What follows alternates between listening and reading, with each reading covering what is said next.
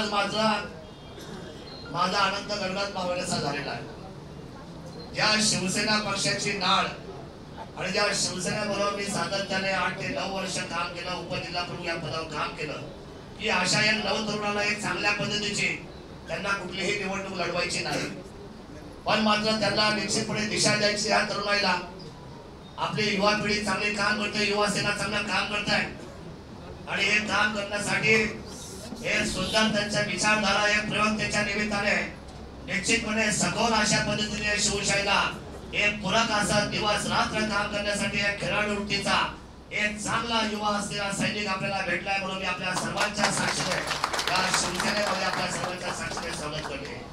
राजसाहेब ठाकरेंनी मागच्या 4 ते 5 वर्षामध्ये मला मान दिला, सन्मान दिला, दोघेही नवरा बायको शर्मिला ताई सुद्धा। मी त्यांच्यावर नाराज होऊन पक्ष सोडला नाही।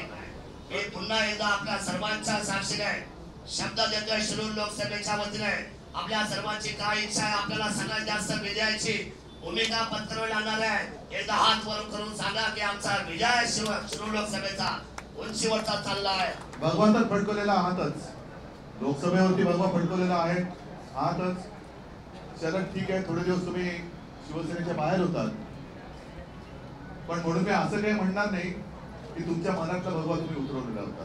इतके वर्ष जो भिजत पडलेलं घोंगडं होतं राम मंदिराचं, मी शिवनेरीवरची ती पवित्र माती घेतली, कपाळी टिळा लावला आणि अयोध्येत घेऊन गेल्यानंतर राम मंदिराचा प्रश्न हालायला लागला की नाही लागला? बघू ना, निवडणुका होऊ दे, लोकसभा होऊ दे, विधानसभा होऊ दे,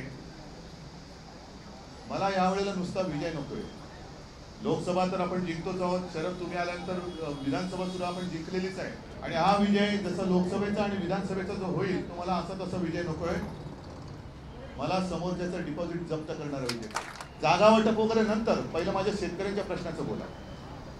आणि आज मला एक समाधान आहे की जे मुद्दे आपण उचलले होते, शेतकऱ्यांच्या कर्जमाफीबद्दल उचलले होते, त्यांच्या पीक विमा योजनेबद्दलचे उचलले होते, शेतकऱ्यांसाठी प्रत्येक तालुक्यात मदत केंद्र सुरू करण्याचं सरकारने मान्य करून काही ठिकाणी सुरुवात सुद्धा झाली।